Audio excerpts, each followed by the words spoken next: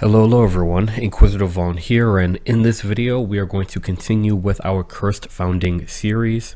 I want to apologize ahead of time because I am still enduring the cold that I've been experiencing, and so my voice might sound a bit weird, but I didn't want to wait too long to produce this video and continue the series, and so we're going to try and push through it. So in the last video, we went over the basics of the story surrounding the Cursed Founding.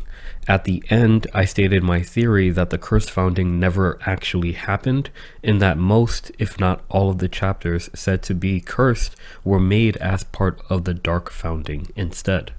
While we can theorize that the Cursed Founding never happened, we do know that the Homo sapiens Novus project did happen. The question now is, were there any Space Marine chapters actually created from the gene seed manipulations on Inculaba as part of this secret project? And what characteristics would distinguish these chapters from the chapters created as part of the Dark Founding? This video will be focusing on these questions as well as the overall question, what exactly was happening on Inculaba? Before I get started, this video, as with any of my videos, is just me sharing my own theories and interpretations of the lore. I didn't write the lore for this aspect of 40k, and I don't know what the creators had in mind for the lore. So I always encourage everyone to do their own research and create their own theories. But with that being said, let's get into it. According to information found on Inculaba, the name of the secret project that was happening on the world was the Homo sapiens Novus project, which means the New Man project.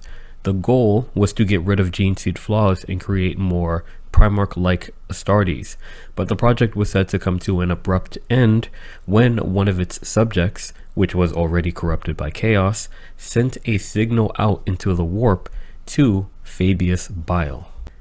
It's interesting that the project was called the New Man Project because the New Man comes up twice in Warhammer 40k, once in regards to the Cursed Founding and once relating to Fabius Bile.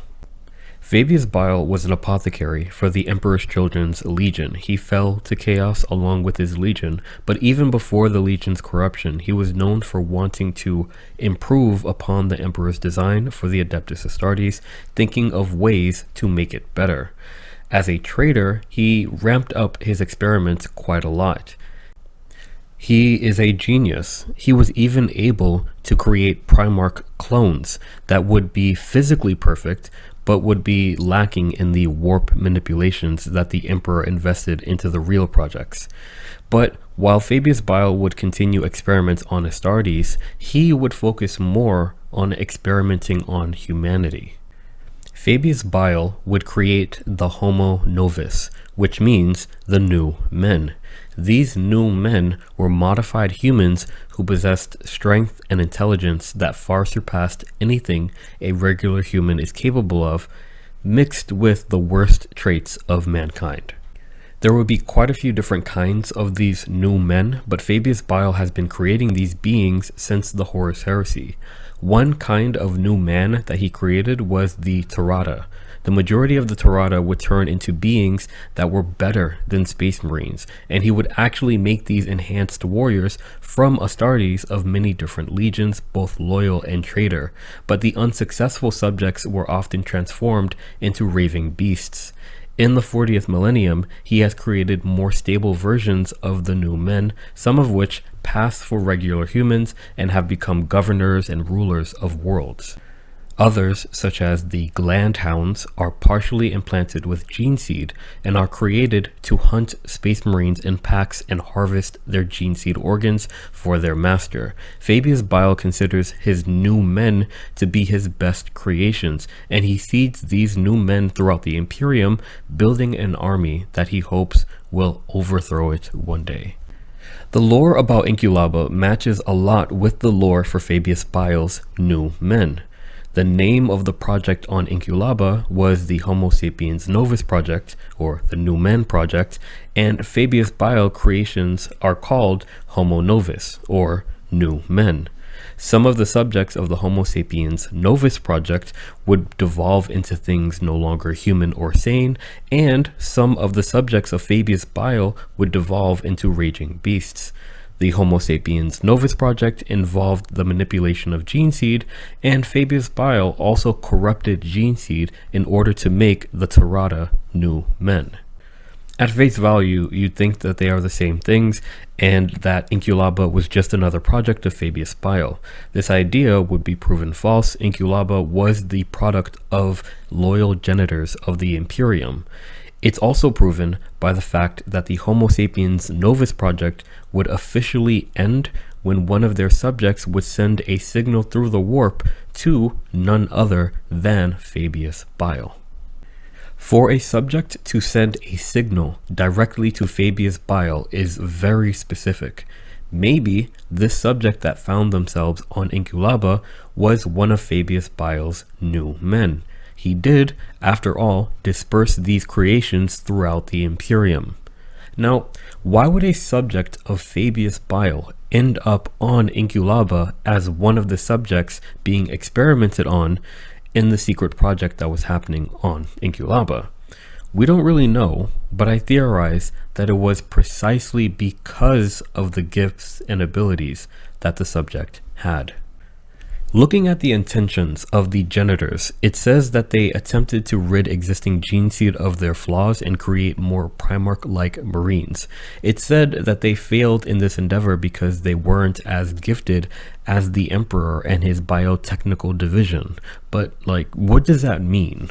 In regards to getting rid of flaws in existing gene seed, most existing gene seed was already stable, and if any could be said to have flaws, they could be the Blood Angels with their Red Thirst, the Space Wolves with their Canis Helix, the Raven Guard with their Sable Brand, and the Salamanders with their Hyper Melanochrome. So the Blood Angels have an hyperactive omophagia organ that urges them to drink blood and consume flesh.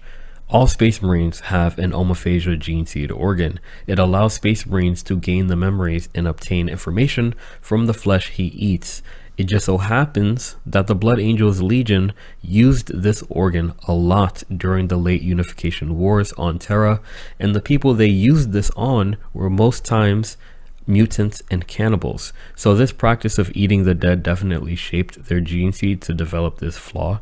Interestingly enough though, Sanguinius himself did not have the Red Thirst, but it is said that he understood that it came from him, like a recessive trait from his human form.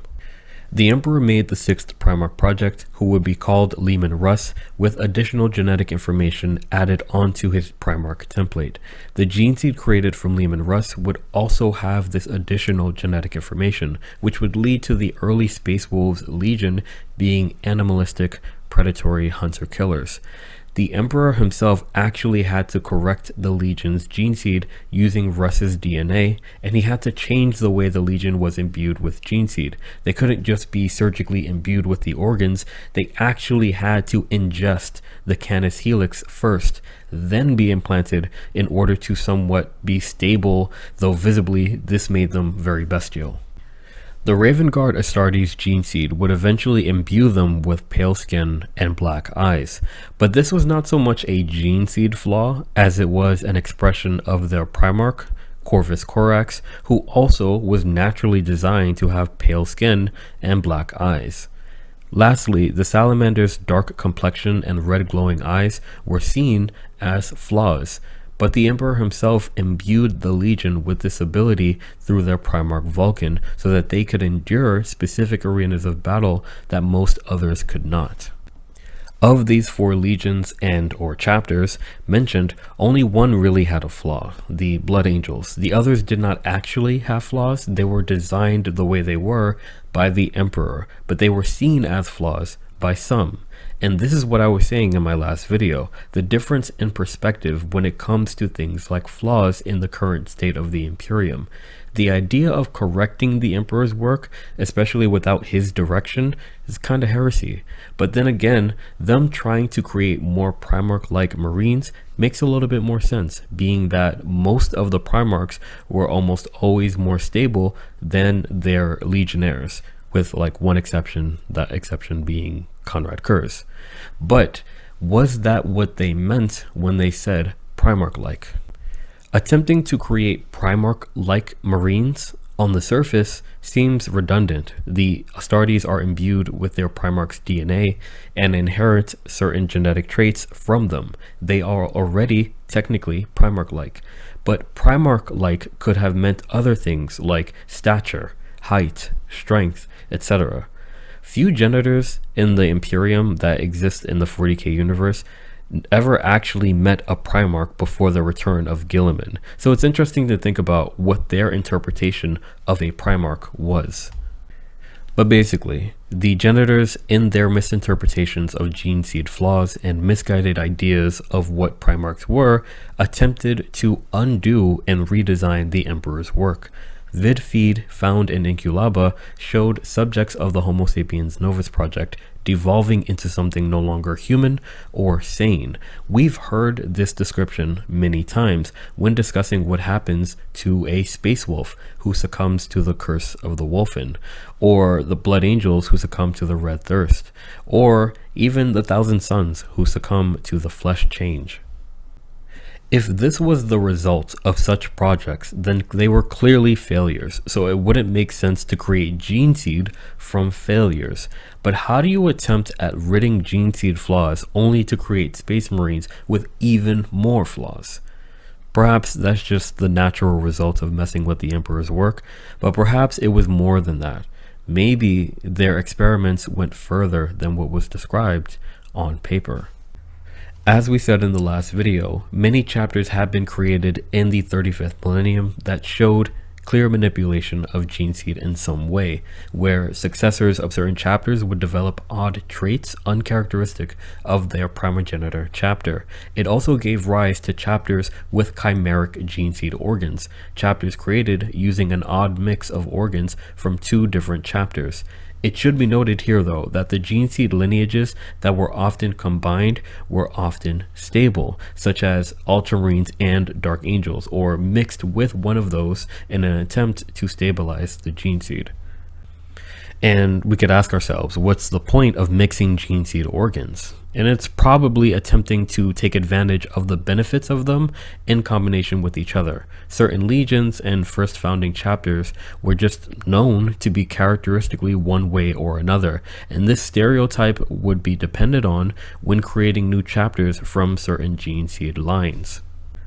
While it is true that certain gene seed came with certain traits, a lot more played into how a chapter expressed itself than just their gene seed.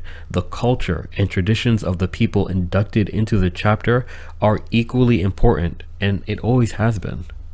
When creating the Astartes legions during the Wars of Unification, the Emperor chose the initial recruits to each of them specifically due to the physical traits or temperaments of the people that complemented the gene seed. The initial recruits to the Dark Angels Legion were some of the most genetically purest humans on Terra during the Age of Strife, and to this day the Dark Angels have the purest gene seed organs. The initial recruits to the 3rd Legion, or the Emperor's Children, were Terran nobility. The initial recruits to the 4th Legion, or the Iron Warriors, were members of gun tribes and tech enclaves. The initial recruits to the 5th Legion, or the White Scars, were isolationist hunter-killers. The 6th Legion were some of the most aggressive humans on Terra, etc., etc., etc. If you are interested in, learning a little bit more about the Primarchs, their stories, the worlds they come from, their initial recruits, I am currently making a Primarch project series. I'm almost done with it, but I have most of the Primarchs there already. So if you're interested in that, please go check that out. The traits of the initial recruits would become a part of the gene seed in some way. The kinds of people that make the chapter influence the chapter it becomes, not just the gene seed. This is especially true for populations that are isolated.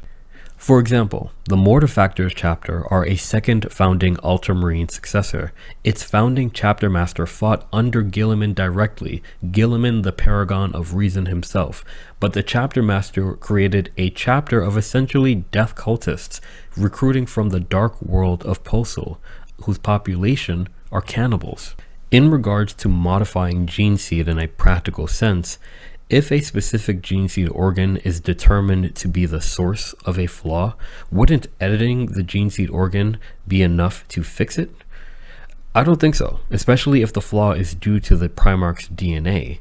That would require attempting to edit the primarch's DNA, which, according to available information, the genitors didn't know how to do. So the most that they could do was mix gene seed organs and see what would happen. Like, what would happen if you replaced a blood angel omophagia organ with a dark angel omophagia organ? Would they still have the red thirst?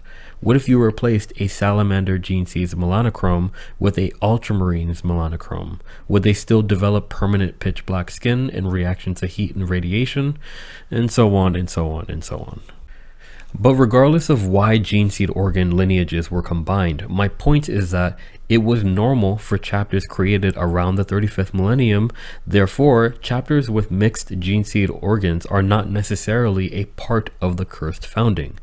So what made the Homo sapiens Novus project different? What if it wasn't just the gene seed that was being manipulated? What if it was the human body that was manipulated as well? In order to become an Adeptus Astartes, a recruit must be surgically implanted with 19 standard organs. These organs are called gene seed organs, and they transform the human body into a weapon of war. Due to the DNA of the primarchs used to create lineages of Space Marines, some gene seed give the Space Marines imbued with them abilities. All of the gene seed organs are important, but the most important is the progenoid glands. The progenoid glands are a pair of organs implanted into an initiate Space Marine. One is implanted in the chest, the other is implanted in the neck. The progenoid glands are replicators. They sense the presence of the other gene seed organs within the Space Marine, and they create germ cells of those organs within itself. At the end of the process to turn a recruit into a Space Marine, one of the progenoid glands is removed and stored away. The second progenoid is only removed after the Space Marine dies. You know, like when an apothecary harvests the gene seed, he's harvesting the last progenoid gland. The progenoid glands are important because by taking the germ cells that it made of gene seed organs, those organs can be cultivated and grown into a new set of gene seed organs. Those organs can then be used to create new Space Marines. So that's how a Space Marine is created. However, that's for chapters that already exist and are established. To create a new Space Marine chapter, it requires the cultivation of enough gene seed to do so. A Space Marine chapter is created by the Adeptus Mechanicus, who implant gene seed organs gathered from the Space Marine gene seed tithe into human test slaves. These slaves are bound, restricted, and aware, but that is their only purpose. Once they are imbued with gene seed organs, they are finally implanted with a progenoid gland, which detects the presence of the other organs within the test slave and create germ cells of them. Then these organs are harvested.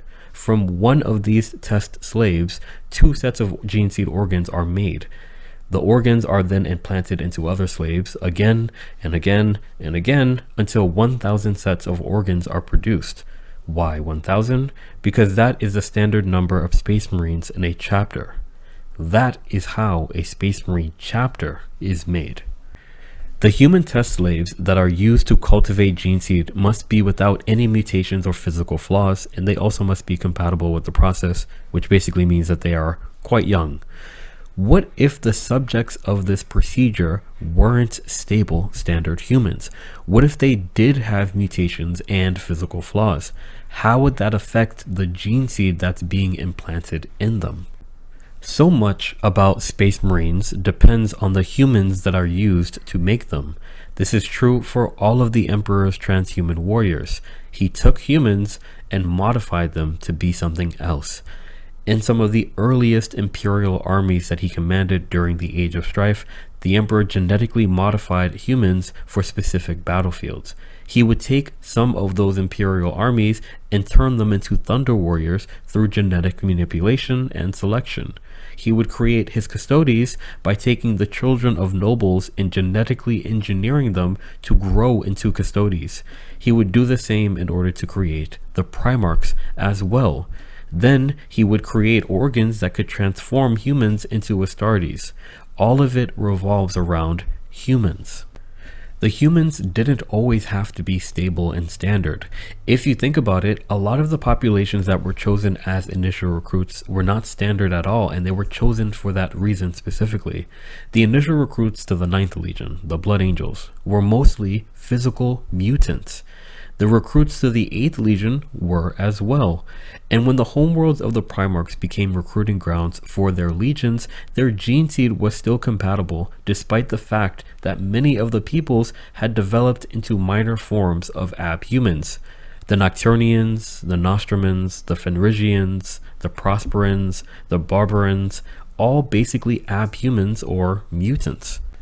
Terra itself, during the Age of Strife and the Wars of Unification, was a blasted, irradiated war zone. The humans that existed on the world were not standard, stable humans. They are those who are able to survive radiation and atomic bombs and all the weapons that were used during that time. This is actually what made the Dark Angel so unique, because the Emperor purposely sought out genetically pure, non-mutated humans to imbue the First Legion's gene seed into them, right? So the setting itself was not really focused on purity. It was more focused on using what was available to transform them into weapons of war.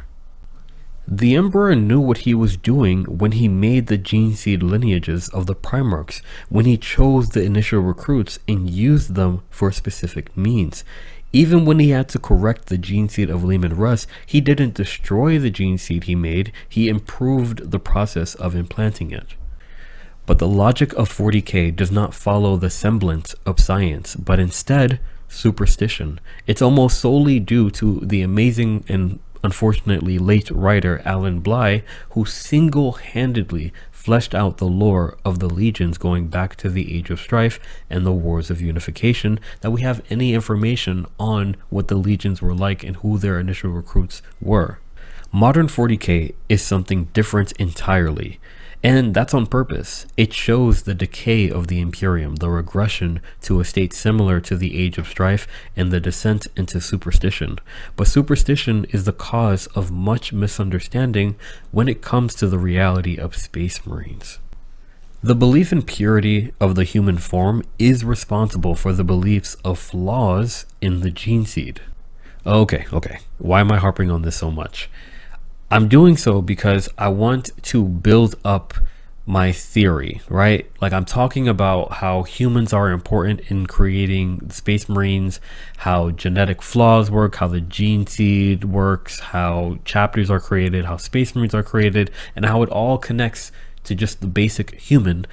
And the reason why I'm doing that is to support my theory that the generators of the Mechanicus on Inculaba weren't really attempting to create new Space Marines on Inculaba, but instead they were attempting to create new people that could be used to create new Space Marines. Basically, I think that they were attempting to make new Primarchs. In my last video, I implied a connection between Belisarius' Call, the Primaris Marines, and the so-called Cursed Founding. That's because I do think that there is a connection. If we look at the parameters of Robute Guilliman's task for Belisarius' Call, they are almost exactly the same goals of the Genitors on Inculaba: to get rid of the flaws in existing gene seed and to create Primarch-like Marines. And being that there is that primary similarity, we could theoretically compare and contrast the results of both. Where the Genitors of Inculaba would end up creating chapters that would suffer from instability of their gene seed and failing in their goal, Belisarius would create the Primaris Marines and succeed in his goal. Therefore, I think we could look at what Belisarius' call did to be successful as a possible clue to where the genitors of Inculaba went wrong.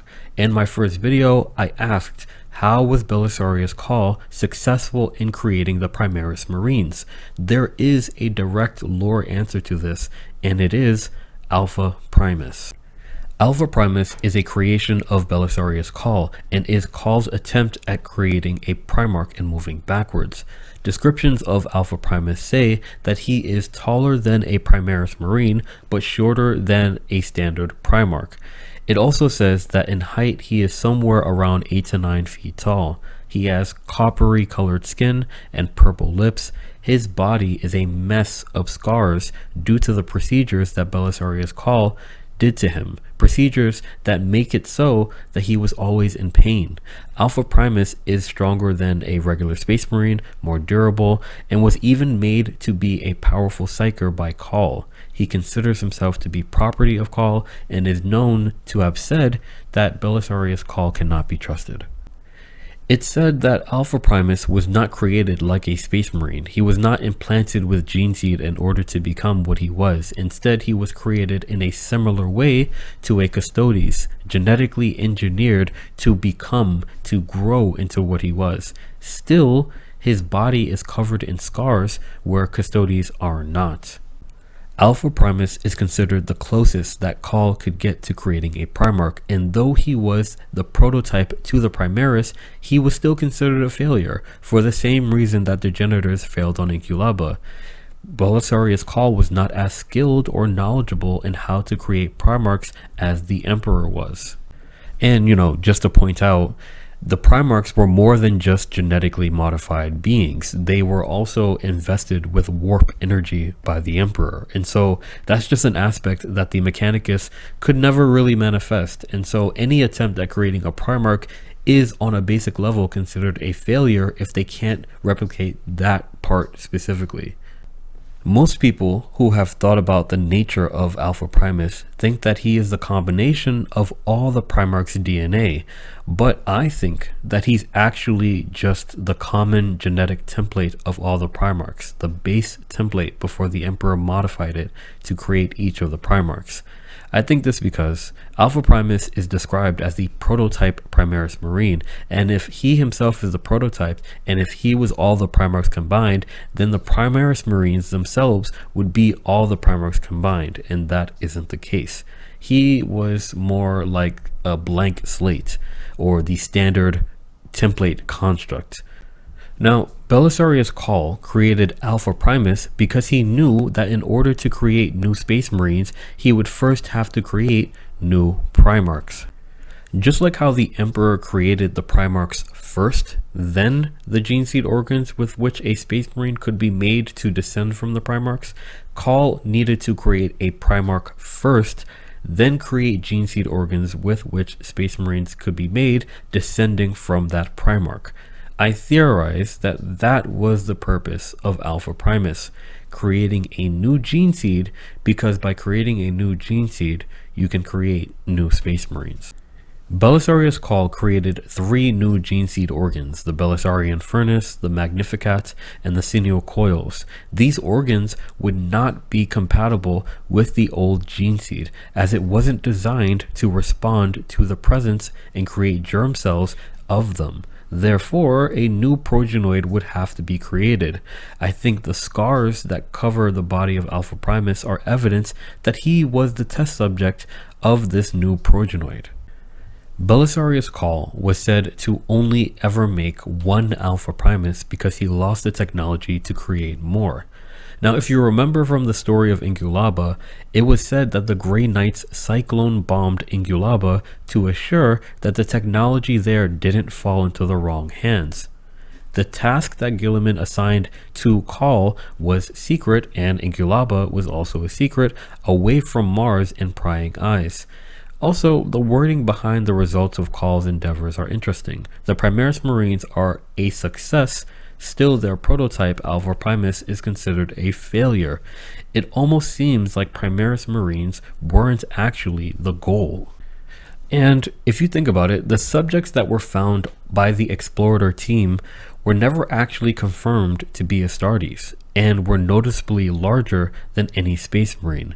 The results of the dissection and the revivification of the bodies would remain unknown due to the team missing by the time the Grey Knights arrived.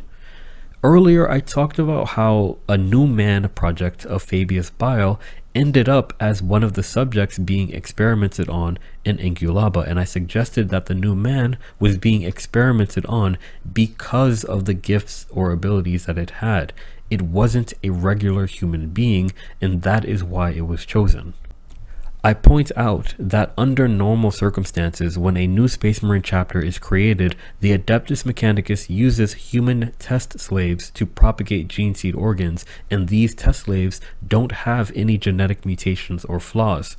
I questioned, what if the test slaves did have mutations or flaws? How would that affect the gene seed? I go over how all of the Emperor's transhuman warriors, from the Thunder Warriors to the Custodes and even the Primarchs, were the results of taking regular human beings and genetically modifying them to become what they were. I go over how the Emperor intentionally modified certain gene seeds to have many of the abilities that are considered flaws in the modern 40k setting, and chose mutants and abhumans as candidates for the initial recruits of some of the legions purposely. I went over all of these things to answer the question as to what I think was happening on Inculaba.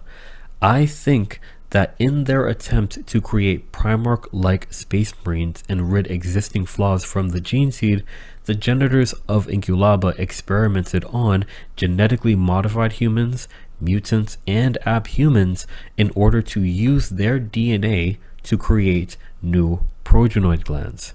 These new progenoid glands would be used to create new Space Marines, of which Primaris Marines were the most successful. Basically, they were creating fake Primarchs. So now that we've looked at the Cursed Founding and speculated a bit about what was going on in the Geno labs of Inculaba, namely the creation of Primarchs, we should look at each of the chapters said to have been a product of the Cursed Founding and determine whether or not they were actually the results of what was going on Inculaba or not. Now the question is, what factors would I say are the requirements for a chapter to have been a result of the Homo sapiens Novus project? I only have two requirements. The first requirement is the resulting Marines have to be larger than standard Space Marines. From us trying to define what Primarch-like actually means and settling on it having to do with height and stature, to the subjects found on Inculaba and the incubation tanks being larger than standard Space Marines, to the successful creation of Primaris Marines, which are larger than normal Space Marines, one element that would distinguish a subject of the Homo sapiens Novus project is the height and the size of the Space Marines in a suspected chapter. They should at the very least be bigger than standard Marines as successful results of the project. So my second requirement is that the flaws of the chapter, or the flaws of the Space Marines in these Cursed Founding chapters, don't actually come from their gene seed. There was a lot of experimentation going on in Inculaba. There were some obvious failures, and if there were obvious failures, then progenoid glands wouldn't have been made from them. Progenoid glands would be made from those projects they considered to be successful. Any flaws that they had wouldn't have shown immediately, but would manifest over time, which is why the projects would then be considered failures. The generators thought they were successful, and thus chapters would be made using the gene seed they produced, and it was only later that it was found to be untrue. But they did think that they were successful, and that's important because that means the gene seed didn't have flaws. Therefore, the gene seed cannot be the source of the flaws. The flaws come from the host of the progenoid, not from the gene seed itself. So, by looking at the lore of these so-called curse founding chapters with a critical eye, we should be able to determine whether or not they were actually projects of Inculaba based on these 2 points, but not just based on those 2 points, but also just looking at the basic information of their lore, matching up time periods, looking at the details of their creation. We should be able to determine whether or not these so-called curse founding chapters were actually part of the Homo sapiens Novus project or a result of what was going on Inculaba. We will start this investigation in the next video, beginning with the Angels of Sorrow, the Lamenters chapter. Thank you all for listening. Thank you all for watching. Without anything else to say, Inquisitor Vaughn out. Remember, the Emperor protects and the future is successor.